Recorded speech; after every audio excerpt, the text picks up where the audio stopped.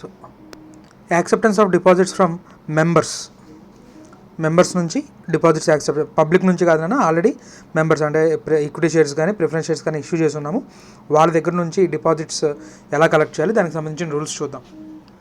So ఇక్కడ దీన్ని 3 స్టేజెస్గా కనుక మనం క్లాసిఫై చేసినట్లయితే, ఫస్ట్ ప్రీ రిక్విజిట్స్ అంటే డిపాజిట్స్ని కలెక్ట్ చేసే ముందు, డిపాజిట్స్ని యాక్సెప్ట్ చేసే ముందు ఏ కండిషన్స్ ఫుల్ఫిల్ చేయాలనేది ఇక్కడ చూస్తాం.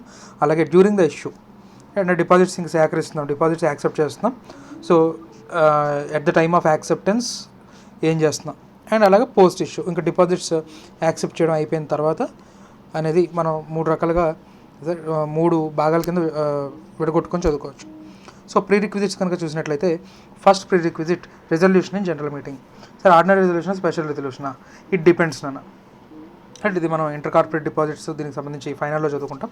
సో అక్కడ కొన్ని చోట్ల ఆర్డినరీ రిజల్యూషన్ ఉంటుంది, అమౌంట్స్ కనుక దాటినట్లయితే కొన్ని చోట్ల స్పెషల్ రిజల్యూషన్ కూడా ఉంటుంది. So resolution in general meeting enough, అక్కడ వరకు గుర్తుపెట్టుకొని చాలు. నెక్స్ట్ సర్క్యులర్ ఇష్యూ చేయాలి, రైట్? మనం రైట్ షేర్స్ అన్నాం అనుకోండి, ఆఫర్ లెటర్. అలాగే ఇక్కడ డిపాజిట్స్ అయితే కనుక సర్క్యులర్. ఆ సర్క్యులర్ ఎలా ఉండాలి? DPT-1, ఫామ్ నెంబర్ DPT-1లో ఉండాలి, రైట్? సో ఈ DPT-1 మెంబర్స్కి ఇష్యూ చేసే ముందే, రైట్, మెంబర్స్కి ఇష్యూ చేసే ముందు 30 days ముందు ROCతో ఫైల్ చేయాలి. మెంబర్స్కి ఇష్యూ చేసే ముందే ఒక 30 days ముందు ROCతో ఫైల్ చేయాల్సి ఉంటుంది. ఆ తర్వాత మెంబర్స్కి ఇష్యూ చేస్తాం.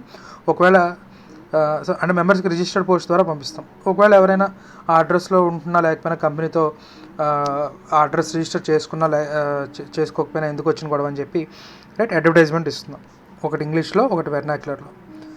సార్ ఇది మరి అడ్వర్టైజ్మెంట్ ఇస్తే మరి ప్రాస్పెక్టస్ అయిపోతుందేమో కదా అంటే, ఇక్కడ నువ్వు ఏం చెప్తున్నావు బాబు? మెంబర్స్ మేము మీ నుంచి డిపాజిట్స్ యాక్సెప్ట్ చేద్దాం అనుకుంటున్నాం, సో మీకు ఆల్రెడీ సర్క్యులర్స్ పంపించడం జరిగింది. ఒకవేళ మీకు ఏమైనా మిస్ అయితే కనుక, మీకు రాకపోతే కనుక ఆ సర్క్యులర్ కంపెనీ నుంచి కలెక్ట్ చేసుకోండి. సో ఎవరైతే మెంబర్స్ ఉన్నారో, మెంబర్స్ డబ్బులు ఇస్తేనే కంపెనీ యాక్సెప్ట్ చేస్తుంది, ఎవరు పడితే వాళ్ళ దగ్గర నుంచి యాక్సెప్ట్ చేయదు. సో దీన్ని ఇక్కడ నువ్వు ప్రాస్పెక్టస్గా ట్రీట్ చేయాల్సిన అవసరం లేదు, అడ్వర్టైజ్మెంట్, పబ్లిక్ అడ్వర్టైజ్మెంట్ ఇచ్చినంత మాత్రాన, right? So along with circular CA certificate, chartered accountant certificate కావాలంట. దేనికోసం?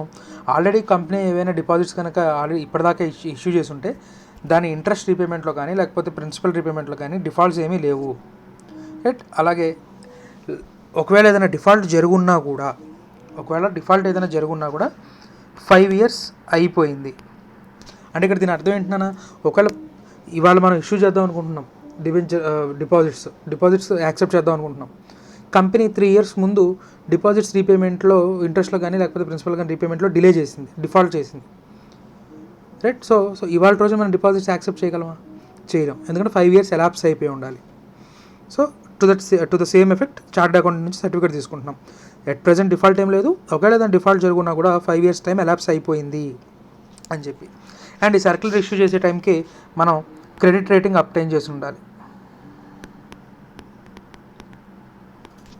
క్రిసిల్ నుంచి కానీ ఇక్కడ నుంచి కానీ క్రెడిట్ రేటింగ్, సో ఇంకా డిఫరెంట్ క్రెడిట్ రేటింగ్ ఏజెన్సీస్ ఉన్నాయి నాన్న. సో ఆ క్రెడిట్ రేటింగ్ ఏజెన్సీస్ నుంచి మనం క్రెడిట్ రేటింగ్ అనేది తీసుకొని ఉండాలి. నెక్స్ట్ ట్రస్టీని అపాయింట్ చేయాలంట. DPT-2, ఫామ్ నెంబర్ DPT-2లో ట్రస్టీని అపాయింట్ చేయాలి. సర్క్యులర్ ఇష్యూ చేసే 7 days ముందుగానే ట్రస్టీని అపాయింట్ చేసి ఉండాలి. సో ట్రస్టీ డిస్క్వాలిఫికేషన్స్ ఇవన్నీ కూడా మనం డిబెంచర్స్లో ఏవైతే డిబెంచర్ ట్రస్టీ చదువుకున్నామో సిమిలర్గా ఆ రూల్సే ఇక్కడ కూడా అప్లై అవుతాయి నాన్న. సో అక్కడ ట్రస్టీ, ఇక్కడ ట్రస్టీ ఒకడే అంటే డిస్క్వాలిఫికేషన్స్ ఆ రూపంలో, రైట్? నెక్స్ట్ మరి బ్రోకరేజ్ పే చేయాలంటే, సో బ్రోకరేజ్ అనేది only to authorized personal. Company ఎవరు పడితే వాడు తీసుకొచ్చి నా ద్వారా నేను డిపాజిట్స్ని తీసుకొస్తున్నాను అంటే వాడు ఎవరికి పడితే వాడికి పే చేయడం కుదరదు. కంపెనీ ఎవరినైతే ఆథరైజ్ చేస్తుందో డిపాజిట్స్ని తీసుకురా అని చెప్పి సొలిసిట్ చేయడానికి ఎవరినైతే పర్మిషన్ ఇస్తుందో, ఎవరినైతే స్పెసిఫిక్గా ఆథరైజ్ చేస్తుందో వాళ్ళకి మాత్రమే పే చేయాలి. That percentage of brokerage less than or equal to specified by RBI, right? So brokerage deposits మీద బ్రోకరేజ్ మ్యాక్సిమం రేట్ అనేది RBI చెప్తుంది. సో ఆ రేట్ కంటే తక్కువగానే ఉండాలి లేదా ఆ రేట్తో సమానంగా ఉండాలి తప్ప అంతకంటే ఎక్కువ బ్రోకరేజ్ పే చేయడానికి కుదరదు. నెక్స్ట్ నాన్న మ్యాక్సిమం అమౌంట్, డిపాజిట్స్ రూపంలో మ్యాక్సిమం ఎంత కలెక్ట్ చేయొచ్చు అనే దాని మీద ఒక లిమిట్ ఉండింది. సో ఆ పర్సంటేజ్ ఏవైతే లిమిట్స్ చెప్తున్నామో ఆ పర్సంటేజెస్ లిమిట్ని ఈ దీని బేస్గా ఇది బేస్ నాన్న paid up share capital plus free reserves plus security premium, right, as a percentage of paid up share capital, free reserves and security premium. దీనికి మించకూడదని చెప్తాం. సో దీంట్లో ఫస్ట్ది నో లిమిట్ కంపెనీస్ చూద్దాం. సో అంటే ఎటువంటి లిమిట్ లేదు, ఇక్కడ మ్యాక్సిమం అమౌంట్ అని ఏదైతే చెప్తున్నామో ఈ మ్యాక్సిమం అమౌంట్కి సంబంధించిన లిమిట్స్ అప్లై కావు. ఎవరికి? If it is a private company and it obtained a startup status పొంది and 5 years from incorporation, less than or equal to 5 years from incorporation ఉన్నటువంటి స్టార్టప్ కంపెనీ ఏదైతే ఉందో ఆ స్టార్టప్ కంపెనీ కూడా private company అయి ఉండాలి. సో అటువంటప్పుడు ఈ మ్యాక్సిమం లిమిట్ అనేది అప్లై కాదు, రైట్. ఇన్కార్పొరేషన్ దగ్గర నుంచి 5 years లోపు ఉండాలి, స్టార్టప్ కంపెనీ అయి ఉండాలి, దట్టు ప్రైవేట్ కంపెనీ అయి ఉండాలి. సో దీనికి ఈ మ్యాక్సిమం లిమిట్ అప్లై కాదు. నెక్స్ట్ ఇంకో టైప్ ఆఫ్ కంపెనీ, అది కూడా ప్రైవేట్ కంపెనీ అయి ఉండాలి. ఇక్కడ మనం కింద ఏవైతే 3 రూల్స్ చెప్తున్నామో ఆ 3 రూల్స్ కూడా కంప్లై అయి ఉండాలి. మూడిట్లో ఏదో ఒకటో రెండో కాదు, ఆల్. ఈ 3 రూల్స్ కూడా కంప్లై అవుతున్న ప్రైవేట్ కంపెనీ ఏదైతే ఉందో దానికి కూడా నో లిమిట్స్ అంట. సో ఏంటో కండిషన్స్ చూద్దాం. ఆ ప్రైవేట్ కంపెనీ ఏ కంపెనీ యొక్క అసోసియేట్ అయి ఉండకూడదు, సబ్సిడరీ అయి ఉండకూడదు. అంటే నథింగ్ బట్ మనం ఏ ప్రైవేట్ కంపెనీ తరపున అయితే మెంబర్స్ నుంచి డిపాజిట్స్ యాక్సెప్ట్ చేద్దాం అనుకుంటున్నావో ఆ ప్రైవేట్ కంపెనీ ఇంకే కంపెనీకి అసోసియేట్ అయి ఉండకూడదు, అలాగే ఏ కంపెనీకి సబ్సిడరీ అయి ఉండకూడదు. అండ్ ఆ ప్రైవేట్ కంపెనీ మనం ఏ ప్రైవేట్ గురించి కంపెనీ అయితే మాట్లాడుకుంటున్నామో దాని బారోయింగ్స్ ఎక్కడి నుంచి? బ్యాంక్స్ నుంచి, ఫైనాన్షియల్ ఇన్స్టిట్యూషన్స్ నుంచి, అలాగే అదర్ బాడీ కార్పొరేట్స్ నుంచి లెస్ దెన్ ఈ రెండిట్లో ఏది తక్కువ అయితే దానికంటే తక్కువ ఉండాలంటున్నాను. So 2%,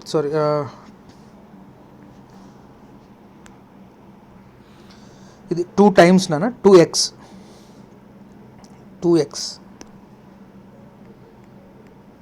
twice paid up share capital, twice of paid up share capital or 50 crores, whichever is less, right. Borrowings are less than 2 times of paid up share capital or 50 crores, whichever is less, right. ఈ rule satisfy చేసి ఉండాలి. And next ఈ borrowings రీపేమెంట్లో ఎటువంటి default చేసి ఉండకూడదు, right. So అటువంటప్పుడు ఈ 3 conditions satisfy చేసిన ప్రైవేట్ కంపెనీకి కూడా no limits. Next less than or equal to 100% of what? Paid up share capital plus free reserves plus security premium. IFSC companies, infrastructure financial companies, అది కూడా public company అయి ఉండాలి, right. IFSC companies ఏవైతే ఉన్నాయో that public company, దానికి up to 100% వరకు డిపాజిట్స్ని accept చేయొచ్చు. అలాగే అదర్ ప్రైవేట్ కంపెనీస్, అంటే ఈ రెండిట్లో కవర్ అవ్వని ప్రైవేట్ కంపెనీస్ ఏదైతే ఉన్నాయో, రైట్. సో అంటే ఈ మూడిట్లో ఒక రూలు కంప్లై చేయలేకపోయింది. సో అటువంటప్పుడు 100% లిమిట్ వస్తుంది. నెక్స్ట్ ఇక్కడెక్కడా కవర్ అవ్వనివి, ఇక్కడ కానీ కవర్ అవ్వని మిగతా కంపెనీస్ ఏవైతే ఉన్నాయో nothing but other public companies, other than IFSC public companies అని చెప్పుకోవచ్చు, రైట్. సో పబ్లిక్ కంపెనీస్ అయితే కనుక మెంబర్స్ నుంచి డిపాజిట్స్ యాక్సెప్ట్ చేయడానికి maximum limit less than or equal to 35% of paid up share capital plus free reserves plus security premium. So international financial service companies అయిన public companies కానీ లేదా other private కంపెనీస్కి కానీ maximum 100% వరకు. So ఇంకా ఇక్కడ కానీ కవర్ అయిన అదర్ కంపెనీస్ ఏవైతే ఉన్నాయో రైట్ అవి మ్యాక్సిమం 35% వరకు కూడా డిపాజిట్స్ని యాక్సెప్ట్ చేయొచ్చు. నెక్స్ట్ నా deposits maturity duration general rule ఏంటంటే మినిమం 6 months, మ్యాక్సిమం 36 months, అంటే 3 years, right. Tenure, deposit tenure minimum 6 months, maximum 36 months or 3 years. కానీ కొన్ని అత్యవసర పరిస్థితుల్లో షార్ట్ టర్మ్ లిక్విడిటీ కోసం లెస్ దాన్ 6 months డిపాజిట్స్ని కూడా యాక్సెప్ట్ చేయొచ్చంట, రైట్. బట్ 3 months కంటే బిలో మాత్రం కాదు, right.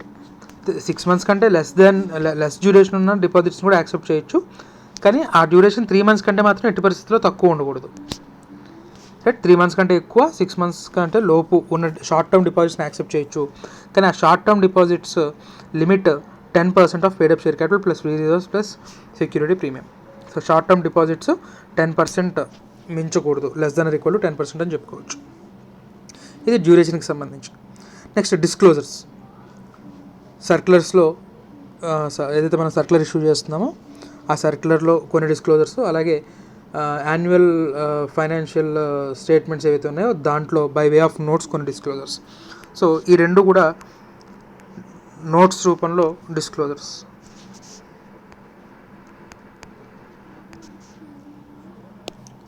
So other than private company అయితే కనుక అమౌంట్ రిసీవ్డ్ ఫ్రమ్ డైరెక్టర్స్ ఏదైతే ఉందో నోట్ రూపంలో రైట్ డిస్క్లోజ్ చేయాల్సి ఉంటుంది. అదే ప్రైవేట్ కంపెనీ అయితే కనుక డైరెక్టర్స్ నుంచి లేదా రిలేటివ్స్ ఆఫ్ డైరెక్టర్స్ నుంచి ఏదైనా డిపాజిట్స్ రూపంలో తీసుకున్నామా లేదా అనే డిస్క్లోజర్ కూడా నోట్స్ రూపంలో ఇవ్వాల్సి ఉంటుంది.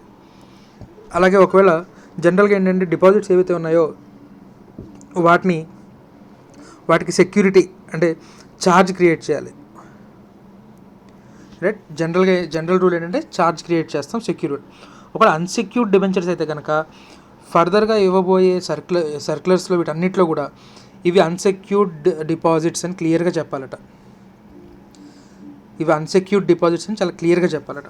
అండ్ దట్టు ఒకటి బాగా గుర్తుపెట్టుకోండి, మనకి ఎగ్జామినేషన్ పాయింట్ ఆఫ్ వ్యూలో బిట్స్ పాయింట్ ఆఫ్ వ్యూలో ఉపయోగపడడానికి ఛాన్స్ ఉంది.